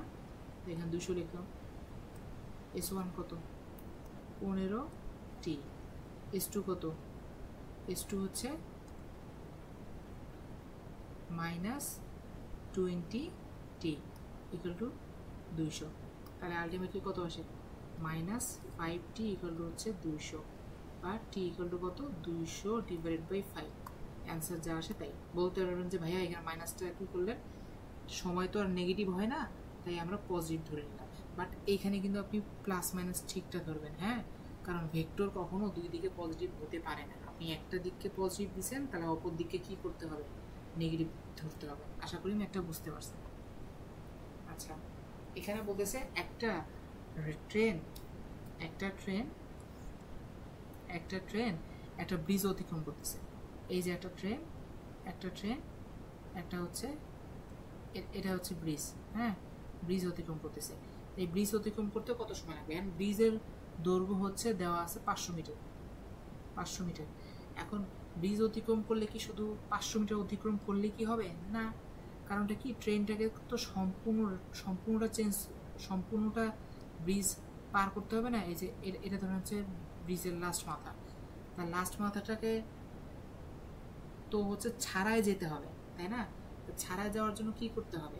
পুরো ব্রিজের দৈর্ঘ্য যেতে হবে, প্লাস ট্রেনের নিজের দৈর্ঘ্যটাও আবার সামনে যাওয়া লাগতেছে না, সামনে যাওয়া লাগতেছে। তার মানে এতটুকু দৈর্ঘ্য কত? এতটুকু ট্রেনের দৈর্ঘ্য কত? 100 মিটার। তার মানে ব্রিজের দৈর্ঘ্য যাওয়া লাগবে, প্লাস আবার ট্রেনের যে নিজের দৈর্ঘ্য সেইটুকু যাওয়া লাগবে। কখন? যদি তাকে ক্রস করতে হয় ইন্টার ব্রিজকে। আশা করি বুঝতে পারছি। তাহলে অতিক্রান্ত দূরত্ব আমার কত আসতেছে? অতিক্রান্ত দূরত্ব আসতেছে 600 মিটার। ভি এর ভ্যালু কত? ভি এর ভ্যালু হচ্ছে 50। টি এর ভ্যালু আমি জানি না, তাহলে টি এর ভ্যালুটা এখান থেকে বের করতে পারবো। 600 ডিভাইড বাই 50 ক্যালকুলেট করলে যা আসে তা। হ্যাঁ, এই হলো অ্যান্সার। আচ্ছা, আসে এরপরে হচ্ছে টেম্পারেচার যে কনভার্সন যে হয়, তাপমাত্রা পরিবর্তন। আপনার থার্মোমিটারে সেলসিয়াস স্কেলে আছে, এটা এখন আমি কেলভিন স্কেল জানতে যাচ্ছি। কেলভিন স্কেলে মান আছে, আমি এটা ফারেনহাইট স্কেলে জানতে যাচ্ছি। সেই মানটা কিভাবে আমরা পেতে পারি সেটাই আমরা এখানে বলতেছে। If it is 40 degree Celsius, মানে থার্মোমিটারে যদি 40 ডিগ্রি সেলসিয়াস প্রদর্শন করে, তাহলে এটা ফারেনহাইট স্কেলে কত হবে? আমরা সূত্র তো জানি, C divided by 5 equal to F minus 32 divided by কত 9। তাহলে এটা কত? সি এর ভ্যালু দেওয়া আছে 40 divided by 5 equal to F minus 32 divided by 9। এখন কত? এই দুটো কাটাকাটি করে আসে আছে 8 ইন্টু 9 ইকুয়াল টু কত? F minus 32। তাহলে 8 আর 9 কত? 8 9 কত? 72 প্লাস 32 ইকুয়াল টু এফ। তাহলে এফ এর ভ্যালু আমার কত আসতেছে? 104 ডিগ্রি ফারেনহাইট। এই হলো অ্যান্সার। জাস্ট সূত্রটা আপনার মনে রাখতে হবে, হ্যাঁ, মাথায় রাখবেন। তারপর বলতেছে 40 ডিগ্রি ফারেনহাইট আছে কেলভিন স্কেলে কত? সূত্রটা কি? F minus 32 divided by 9 equal to K minus 273 divided by 5। এখন এফ এর ভ্যালু কত দেওয়া আছে? 40 ধরে ম্যাথটা করে ফেলবেন, ম্যাথটা মিলে যাবে ইনশাআল্লাহ। আসেন, parallel capacitance, series capacitance. Parallel ক্যাপাসিট্যান্সের চিত্রটা কীরকম? প্যারালাল ক্যাপাসিট্যান্সের চিত্রটা হচ্ছে এরকম। প্যারালাল ক্যাপাসিট্যান্সের চিত্রটা হচ্ছে এরকম, হ্যাঁ। আর সিরিজের ক্যাপাসিট্যান্সের চিত্রটা কীরকম? এরকম। এখন আপনাকে যদি বলা হয়, ধরেন এটাকে C1 দিলাম, এটাকে C2 দিলাম, এটাকে C1 দিলাম, এটাকে C2 দিলাম।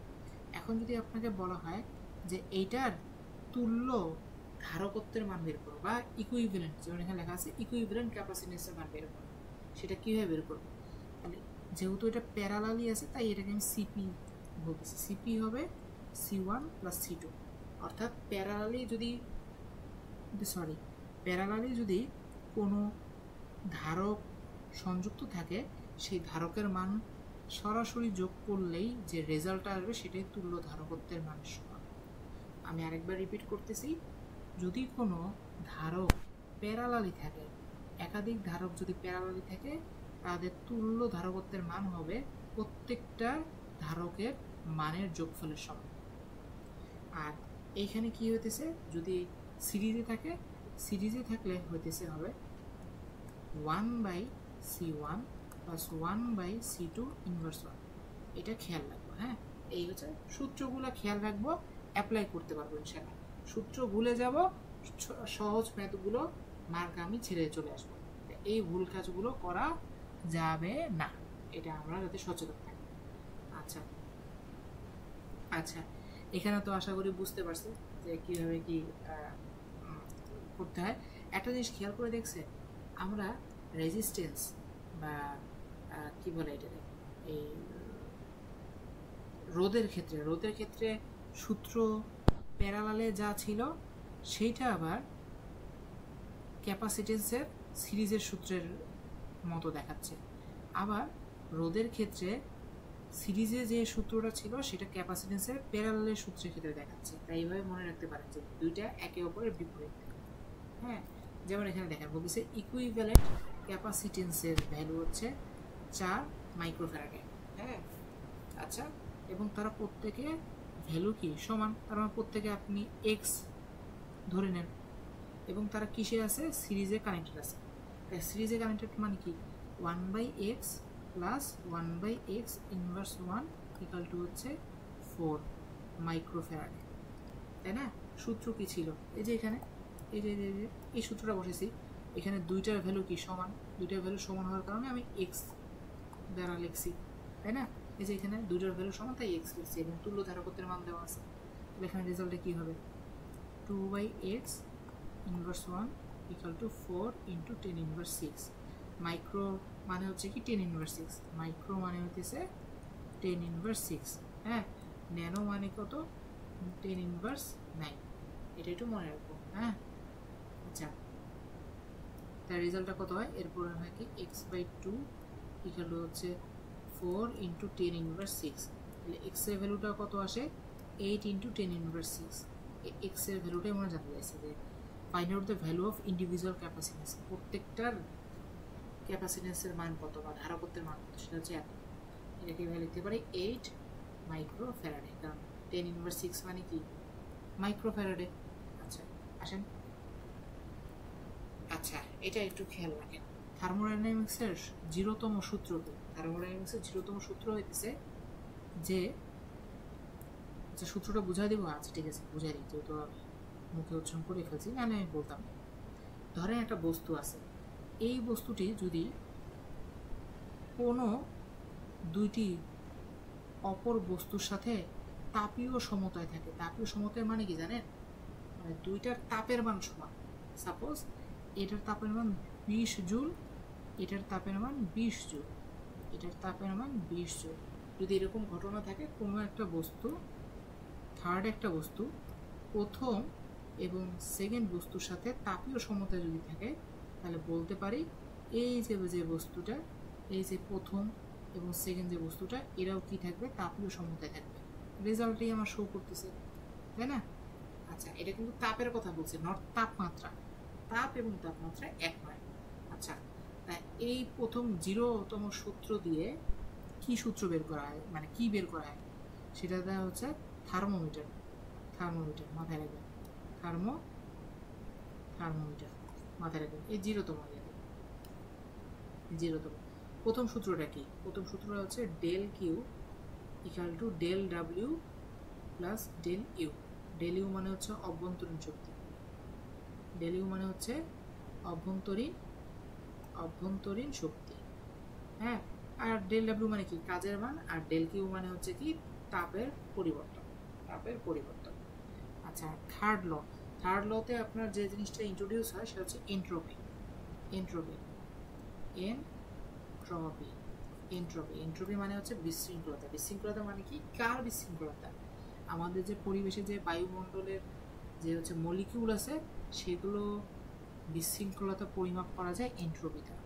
এটা হচ্ছে থার্ড ল যে আছে থার্মোডাইনামিক্সের, এখান থেকে এন্ট্রপি টপিকটা ইন্ট্রোডিউস হয়। আসে,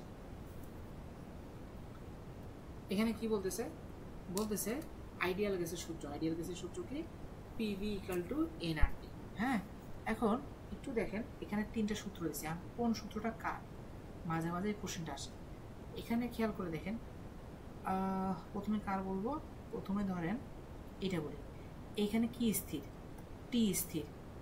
আমরা এইভাবে মনে রাখতাম, মানে আমি এইভাবে মনে রাখতাম, বয়েল মানে কি, তাপ দেওয়া না, তার মানে বয়েলের সূত্র টি স্থির থাকবে, বয়েলের সূত্র টি স্থির থাকবে।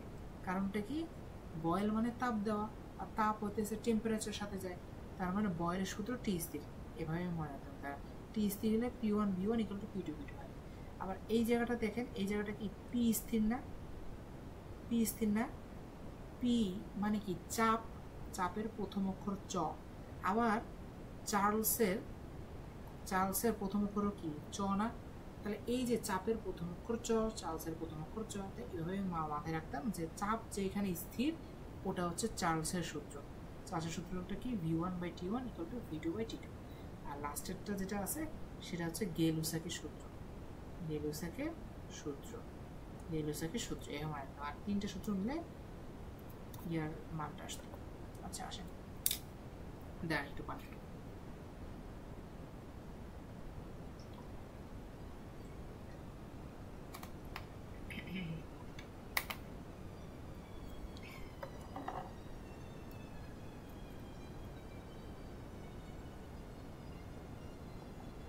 আচ্ছা আসেন, এখানে আমি দেখতে পাচ্ছি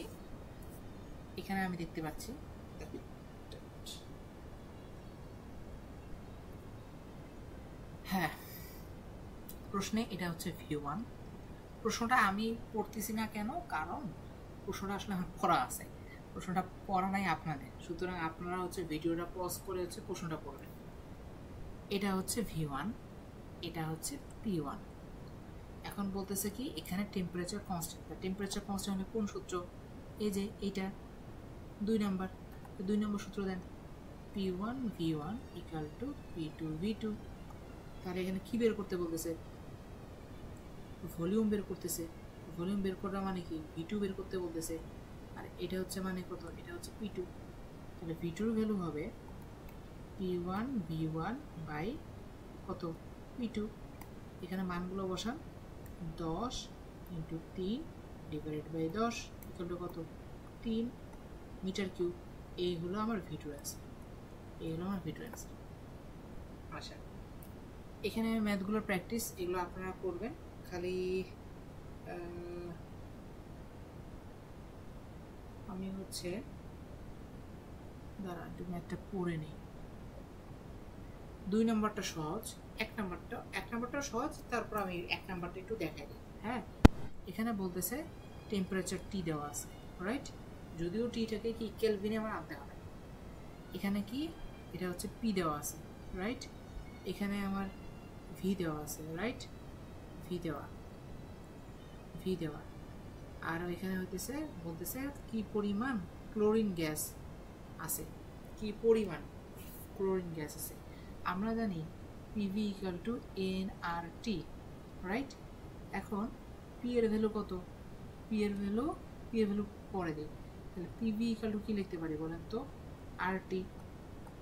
আর এটা n এর একটা সূত্র ছিল, যদি আপনাদের মনে থাকে। n এর সূত্র ছিল W/m। W মানে হচ্ছে ওই গ্যাসটা বা ওই মৌলটা, মানে যেটাই বলেন না কেন, ওটার ভর। আর m মানে কি? Molecular mass. মানে এক মোলে কতটুকু ভর থাকে সেটা হচ্ছে মলিকুলার মাস। আসেন পি এর ভ্যালু কত? পি এর ভ্যালু হচ্ছে 3 দেওয়া, ইন্টু ভি এর ভ্যালু কত? ভি এর ভ্যালু 5 দেওয়া, ডিভাইড বাই আর এর ভ্যালু কত? 0.0821, রাইট? কেন 0.0821 দিলাম? কারণ যদি এটিএম আর লিটার থাকে তাহলে আর এর ভ্যালু হয় হচ্ছে 0.0821। আর যদি এরকম থাকে নিউটন পার মিটার স্কোয়ার আর কি মিটার কিউব, এগুলোতে যদি থাকে তাহলে আমরা আর এর ভ্যালু দেই 8.314। আশা করি বুঝতে পারছি। এখানে টি এর ভ্যালু কত? টি এর ভ্যালু যদি আমি হচ্ছে ইয়াতে আনি, সেলসিয়াস স্কেলে আনি, হচ্ছে সেটা কেলভিন স্কেলে আনি 303, তাহলে W/m। তাহলে এখানে এমটা এখানে গুণ হয়ে যাবে, ডাব্লুর ভ্যালু হবে 15 ইন্টু এম এর ভ্যালু কত? ক্লোরিন গ্যাসের আণবিক ভর কত? 71/0.0821 ইন্টু 303। এটার রেজাল্ট যা আসবে সেটাই হবে কারেক্ট অ্যান্সার। আশা করি বুঝতে পারছেন। প্রথম পার্টটুকুটা বুঝলেই হবে, বাদ বাকি তো ক্যালকুলেশন তো আপনারা জানেনই। আচ্ছা এখানে একটু খেয়াল রাখবো, 1 ইউনিট = কত? 1 কিলোওয়াট আওয়ার। আর 1 কিলোওয়াট আওয়ার = কত জানেন? 3.6 × 10⁶ জুল। মাথায় রাখবেন, এটা এমসিকিউতে আসতে পারে। হ্যাঁ আর বাদ বাকি সূত্রগুলো তো আছেই, আমরা একটু ম্যাথে অ্যাপ্লাই করার চেষ্টা করি, তাহলে আমার হয়ে যাবে। হ্যাঁ এখানে বলতেছে কত ইউনিট বিল হবে, বের করতে হবে। তাই ইউনিট বিল বের করার জন্য সিস্টেমটা হচ্ছে ডাব্লিউ ইকুয়াল টু পিটি। হ্যাঁ, এখানে পি এর মান বের করতে হবে। পি মানে হচ্ছে পাওয়ার, পাওয়ার দেওয়া আছে 100 ওয়াট। 100 ওয়াট কি ডাইরেক্ট দেওয়া যাবে না। এখানে যখন আমি হচ্ছে কি বের করতেছি, বিল বের করব অথবা আমি হইতেছে ইউনিট বিল বের করব যে কত ইউনিট বিদ্যুৎ খরচ হয়েছে, সেই ক্ষেত্রে ওয়াটে দিলে আমার হবে না, ওটাকে কিলো ওয়াটে আনতে হবে। ওটাকে কিলো ওয়াট আওয়ার, সরি ভুল বলছি, কিলো ওয়াট আওয়ার। তা কিলো ওয়াট আওয়ারে আনতে হবে। তা এখানে কি আছে, ওয়াট আছে না, তাহলে এটাকে 1000 দ্বারা ভাগ করলে কিলো ওয়াটে যাবে। তাহলে 100 ডিভাইড বাই 1000। সময় কত, 5 ঘন্টা দেওয়া আছে, তো 5 ঘন্টা দেন। তাহলে এখানে আমার অ্যান্সার কত আসে, এটা আসে 0.1 আর এটা 5, তার মানে কত 0.5 kilowatt hour, 0.5 kilowatt hour. তাহলে এই যে রেজাল্টটা, এই রেজাল্টটা আমার হতেছে এত ইউনিট। কেন আমি আপনাকে বলি, 1 ইউনিট ইকুয়াল টু হচ্ছে 1 কিলো ওয়াট আওয়ার। হ্যাঁ, 1 unit equal to 1 kilowatt hour. তাহলে 0.5 kilowatt hour equal to হবে হচ্ছে 0.5 ইউনিট। আশা করি বুঝতে পারছি। আবার বিল চাইছে না, বিল চাই। আচ্ছা, পরেরটা প্র্যাকটিস আপনি করবেন। হ্যাঁ, আচ্ছা, হ্যাঁ, দেখেন এখানে কি বলছে, এখানে একটা সূত্র আছে, এই সূত্রটা অ্যাপ্লাই এখানে করছে। দেখেন ওখানে সূত্র ছিল η1 divide by η2 v1 by v2। এখন দেখেন এখানে পানির রিফ্রেক্টিভ ইন্ডেক্স মানে কি জানেন, প্রতিসরণাঙ্ক।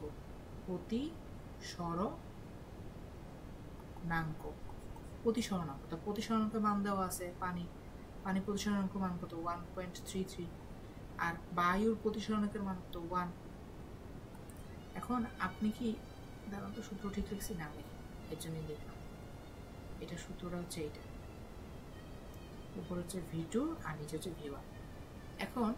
এখন ইয়ার v2 কি, v2 হচ্ছে বায়ুতে আলোর বেগ কত 3 × 10⁸। আর v1 কত, v1 হতেছে আমাকে বের করতে হবে, v1 হচ্ছে পানিতে আলোর বেগ,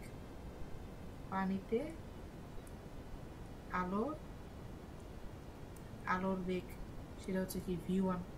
তা v1 এর ভ্যালু আমি জানি না। হ্যাঁ, v1 এর ভ্যালুটা বের করতে হবে। তাহলে আমার অ্যান্সার কত, তাহলে v1 এর ভ্যালু হচ্ছে 3 × 10⁸ ডিভাইডেড বাই 1.33, এটা হবে অ্যান্সার। তার মানে সূত্রটা আপনার এতটুকুটা মনে রাখতে হবে। এই সূত্রটাই আমি অ্যাপ্লাই করে দেখাবো।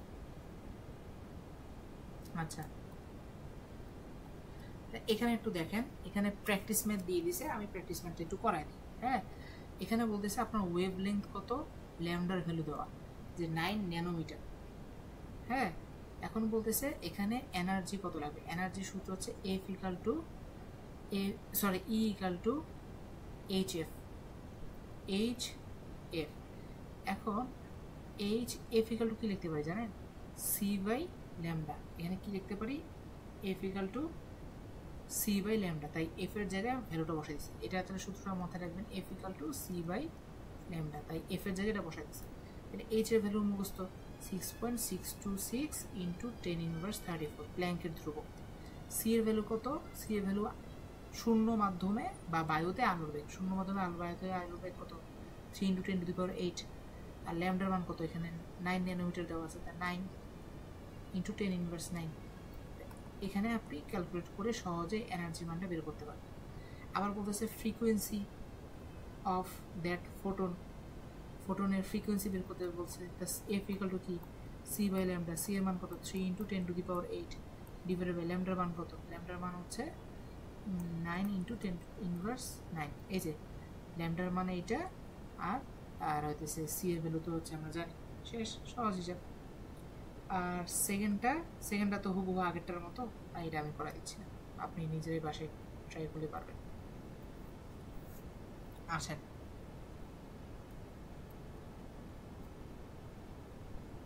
আচ্ছা, এখানে আমরা দেখতে পাচ্ছি যে একটি সার্কিটের রেজিস্ট্যান্স 10 ওহম, তার মানে এটা হচ্ছে এক্সটার্নাল রেজিস্ট্যান্স। কেমনে বুঝলাম? কারণ পাশেরটা ইন্টারনাল রেজিস্ট্যান্সের মান দেওয়া, এটা ছোট হাতের আর। বলতেছে 5 ভোল্ট ব্যাটারি কানেক্ট করা আছে, তাহলে কি পরিমাণ তড়িৎ প্রবাহ পাবো? আমরা জানি I equal to V by R plus R. সহজ সূত্র, ভি এর ভ্যালু কত? ভি এর ভ্যালু হইতেছে কত কত দেওয়া আছে 5 ভোল্ট। বড় বড় হাতে আর বা এক্সটার্নাল রেজিস্ট্যান্স কত? 10 ওহম। ছোট হাতের রেজিস্ট্যান্সের মান কত? 0.1 ওহম। এর অ্যান্সার কত হবে? 5 বাই 0.1। এটা হবে টোটাল কারেন্টের মান, এত এম্পিয়ার। আশা করি বুঝতে পারছেন। পয়েন্টটা দেখেন, পয়েন্টটা কি বলতেছে? পয়েন্টটা বলতেছে, পয়েন্টটাও সহজ, এটা করানোর কিছু নাই। এই যে জিনিসটা হইতেছে আই এর মান দেওয়া আছে, এই যে দেখেন এটা হচ্ছে বড় হাতের আর, কারণ এটা এক্সটার্নাল রেজিস্ট্যান্সের মান দেওয়া আছে। এটা হচ্ছে কি ভি এর ভ্যালু দেওয়া, আর বলতেছে ইন্টারনাল রেজিস্ট্যান্সের মানটা বের করতে হবে। সহজ, সব কিছু দেওয়া আছে, একটা অজানা থাকে। আচ্ছা, এইখানে একটু দেখি, এইটাকে বলতেছি আমরা হচ্ছে অ্যাঙ্গুলার ভেলোসিটি, বা বাংলায় বলি কৌণিক বেগ। কৌণিক বেগ। আর এইটাকে আমরা বলতেছি হচ্ছে কৌণিক কম্পাঙ্ক। কৌণিক কম্পাঙ্ক কম্পাঙ্ক এই সূত্রগুলো একটু মাথায় রাখতে হবে। হ্যাঁ, সূত্র দিয়ে আমরা একটু এখন একটা ম্যাথ দেখি। বলতেছে পিরিয়ড হচ্ছে কত? 10 সেকেন্ড। মানে এখানে বলতেছে কি অ্যাঙ্গুলার ফ্রিকোয়েন্সি বের করতে হবে। যখন পর্যায়কাল 10 সেকেন্ড, তখন অ্যাঙ্গুলার ফ্রিকোয়েন্সি কত? আমরা ওমেগা ইকুয়াল টু কি জানি? 2 পাই এফ, রাইট? বা এফ ইকুয়াল টু কি জানি? 1 বাই বড় হাতের টি, তাই না? তাহলে 2 পাই বড় হাতের টি করে ফেলবো। তাহলে 2 পাই বড় হাতের টি এর মান কত? 10 সেকেন্ড। তাহলে কত হয়? 5 পাই পাই বাই 5। এইটা হবে অ্যাঙ্গুলার ফ্রিকোয়েন্সি। অ্যাঙ্গুলার ফ্রিকোয়েন্সির সূত্রটা বসাইছি, আর পর্যায়কালের মানটা বসাই দিয়ে আমি ক্যালকুলেট করছি, শেষ। হ্যাঁ, এখানে বলছে কি অ্যাঙ্গুলার ভেলোসিটি বের করতে হবে। অ্যাঙ্গুলার ভেলোসিটির সূত্র কি? অ্যাঙ্গুলার ভেলোসিটির সূত্র হচ্ছে V by R. V by R না? হ্যাঁ, ভি বাই আর। তাহলে ভি এর ভ্যালু কত? ভি এর ভ্যালু কত? 10 দেওয়া, আর আর এর ভ্যালু কত? আর এর ভ্যালু হচ্ছে 5 দেওয়া। তাহলে অ্যান্সার হচ্ছে 2 রেডিয়ান পার সেকেন্ড। এটা মনে আছে। এটা হচ্ছে আর এর ভ্যালু দেওয়া আছে, রেডিয়াসের মান, আর এটা হচ্ছে ভি এর ভ্যালু দেওয়া। আচ্ছা, এখন ক্যাপাসিটেন্সের ম্যাথ আরেকটা আসছে, যে এইটা মানে কি? এটা মানে হচ্ছে সঞ্চিত শক্তি। এটা মানে হচ্ছে সঞ্চিত শক্তি। এটা মানে হচ্ছে সঞ্চিত শক্তি। সঞ্চিত শক্তির মানটা বের করতে বলতেছে। দেখেন এখানে, দেখেন সঞ্চিত শক্তির মানটা বের করতে বলতেছে। কিভাবে বের করব? এখানে বলতেছে একটা ক্যাপাসিটরের ভ্যালু কত? 10 মাইক্রোফ্যারাডে। তার মানে সি এর ভ্যালু দেওয়া এখানে, ঠিক আছে? বলতেছে how much charge will be stored to the circuit. তার মানে কি পরিমাণ চার্জ স্টোর করবে। আমরা জানি সি ইকুয়াল টু হচ্ছে কি কিউ বাই ভি। তাহলে কিউ ইকুয়াল টু কি? কিউ ইকুয়াল হচ্ছে সি ইন্টু ভি। কিউ মানে কি পরিমাণ চার্জ সে জমা রাখতেছে। সি এর ভ্যালু দেওয়া কত? 10 মাইক্রোফ্যারাডে। 10 ইন্টু 10⁻⁶। এই ভি এর ভ্যালুটা এখানে দেয় নেই। তো ধরেন ভি এর ভ্যালু কত? ধরলাম 5 ভোল্ট ব্যাটারি। তাহলে এটা 5 যোগ করলেন, তাহলে যোগ না গুণ করলেন, তাহলে এখানে আপনি কিউ এর ভ্যালু পাবেন। এই কিউ এর ভ্যালু মানে হচ্ছে কি পরিমাণ আধান বা চার্জ ওখানে সঞ্চিত হয়ে আছে। আর এখানে কি বলতেছে? এখানে বলতেছে কি সঞ্চিত শক্তির মান বের করো, বা স্টোরড এনার্জি মান বের করো। ইউ ইকুয়াল টু কি? Half C V square. Half into C এর ভ্যালু কত? এই যে 10 মাইক্রোফ্যারাডে, 10 ইন্টু 10⁻⁶। আর ভি এর ভ্যালু কত? 5 ভোল্ট। তাহলে এখানে যা আসে তাই হবে সঞ্চিত শক্তি মান। সিমিলারলি এখানে একটা ম্যাথ আছে, এই ম্যাথটা আপনারা করবেন। আর এরই মধ্য দিয়ে আজকের ক্লাসটা এখানে সমাপ্ত করছি। যে জায়গাটা বুঝেন নাই সেই জায়গাটায় আপনি একটু পুনরায় আরেকবার দেখবেন, দেখে প্র্যাকটিস ম্যাথগুলো সলভ করে পারলে এটা গ্রুপে দিবেন, আমরা চেক করে দেবো। যদি কোনো জায়গায় বুঝতে অসুবিধা হয় প্রশ্ন করতে পারেন, আমরা অবশ্যই ওখানে আপনাদেরকে হেল্প করব। তো ধন্যবাদ সবাইকে, আপনাদের সামনে এক্সাম, সেটার জন্য শুভকামনা রইল।